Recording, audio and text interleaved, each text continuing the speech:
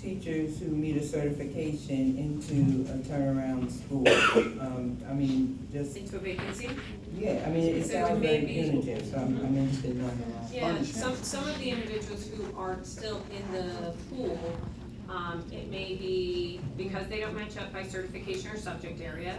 It may be that they're currently on workers' comp, they're just not here, they're on a leave. It also may be that they were rated ineffective for 2 years in a row and will be served with tenure charges. So there's lots of different reasons why people may still be in the EWPS pool. So what I was asking is, what is the harm in placing a teacher who, from a turnaround school, who you took out and put in the EWPS pool? What is the harm to the children in the district of placing those teachers into a slot where they are certified? Because it feels very punitive, and it doesn't feel like it is a decision that is made in the interest of children. So from that to be perspective, clear, I'd like an answer. Yeah, no, to be clear, the folks who are left so in other words, we've already placed those teachers. Those teachers are all in classrooms.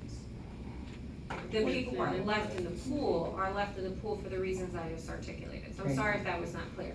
All of those teachers who did not sign the EWA and were rated highly effective, even partially effective, were placed into positions.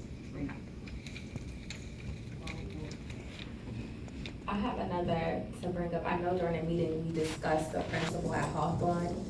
That's missing in the minutes, so I would like that to be added.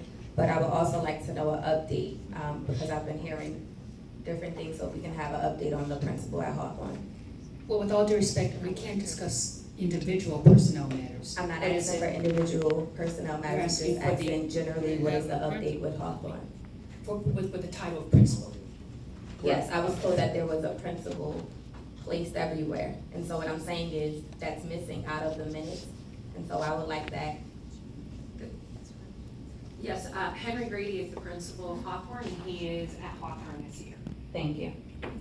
Can we add that to the minutes of our discussion of? Yes, we can. Thank I think the question was posed at a different meeting, and so that's why it was running. Okay. But we will add that. Madam Chair. Chair Lewis, Mr. Lewis? I don't know if I missed this, but, what, as far as principal, teachers, did we hire any new teachers this year? Yes. So, why? How many? We hire, so when we do hire new teachers, it's mostly around hard to staff, subject and content areas. In other words, we don't currently have enough teachers in NPS that can fill those vacancies. So we have less available teachers in our NPS staff around science, math, and bilingual. So we're always at a place where we have fewer available teachers for those subject and content areas than we have vacancies. So we're always looking to staff in those areas, and we're always hiring around those specific 3 areas. So my question is this, if we have individuals in the EWP pool who once upon a time was inside a classroom, and was certified by the state to teach, why are we hiring folks who are giving these individuals, first priority, so that we can lower the number of folks in our EWP pool? Yeah, that's a great question. Because they're not certified. If they're in the EWPS pool and they don't have the certification in math or science or bilingual, then they can't fill those vacancies. And that's part of the reason. Many of the teachers who are left in our EWPS pool are there for a number of reasons. One, including that they do not currently match a vacancy. So their certification, we have excess teachers for the number of vacancies we have. So for example, if we have 10 math vacancies, but only 2 math teachers in the EWPS pool, then we can only match those 2 to the 2 of the 10 vacancies, which would then leave us still with 8 vacancies that we need to fill.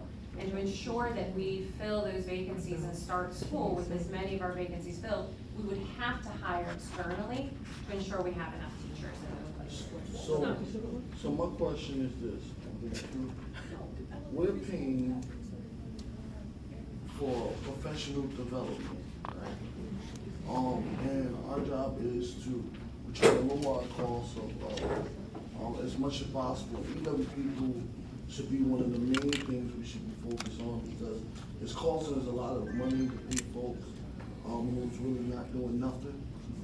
And we have professional development. And each month, the district comes to this board and asks us to vote on contracts for professional development. So if these folks are not certified or need some type of development in certain areas to put them back in the classroom, shouldn't that be our focus when we talk about spending money in this district? Yeah, we do provide every teacher, including teachers in the EWPS pool, with professional development. And it is, you know, their certification, that's something that they would need to want to do. If they want to expand their certifications and add a math certification, we are all for it. Because we have a huge need for math teachers, bilingual teachers, and science teachers. So we are happy to support teachers who want to go for their certification in those areas. But we can't place a teacher that isn't certified in those areas into those positions until they've completed the certification process in that subject or content area. So in order to ensure that we have teachers and vacancies filled for the beginning of the school year, we are put in a position where we have to recruit externally for teachers. And we have good partnerships with Rutgers, Montclair State University, Seton Hall, you know, other universities where we look to have them support us in identifying strong math, science, and bilingual teachers who can fill those vacancies throughout our schools. So I completely agree with you. No, Mr. Jackson. Oh. No, I'll let Ms. Fonseca go first because I'm kind of going to switch this question. Thank you. So we were talking about the professional development and all. So do we know with timing in advance, like, because if we have time to interview people and have new people come on board, do we have enough time to let the other teachers know that don't have placement? Like, do we give them enough time to become certified? Because I feel like we should give them enough time so that we can fill that in-house rather than, you know, having to go outside again when we have people not doing anything. Good. So we are consistently throughout the school year talking and communicating with any teacher in the EWPS pool, so that's one. Second, if teachers want to become certified, it's a broader process. I think it's more than just a year. They have to get the right credits. And I think that we've communicated that we have great need in the area of math, science, and bilingual. So that is something we've communicated consistently around our recruitment, and when there are vacancies in talent match and transfer periods and opportunities for interviewing and mutual match, we communicate that there's an urgent need around these areas. So if you have a dual certification, we consistently ask the teachers who have, let's say, elementary certification as well as a math certification, if they would be willing to teach in their math certification, because that is such a huge need. So we do provide that opportunity. At the end of the day, it will be upon the teacher if they choose to get the certification. And how are we communicating that information to them? Are we just hitting them with an email every, you know, so often, or are we actually doing the, you know, the outreach to those individuals so that they are, you know, aware of it? We do email is one way, but we do call a lot of our teachers in the EWPS pool to try to have one-on-one conversations. We also send surveys to them which they complete about what they feel they're best qualified to teach based on their certifications. And we work closely with the principals who work with them in the schools, because all EWPS teachers are in schools. So they're in schools as additional support, and they do teach because they have to be observed in order to receive an annual rating. So our principals work closely with these teachers, and many of these teachers they've hired into budgeted positions once they've had a vacancy that matches their content or subject area. And the EWPS pool has, specifically this year, I think, decreased significantly in the number of teachers that we have in that pool. So we do work very closely with them at different levels and in different ways. Okay, so my last question, and I'm sorry No, to it's bother okay. you. How many teachers did we hire for this school year?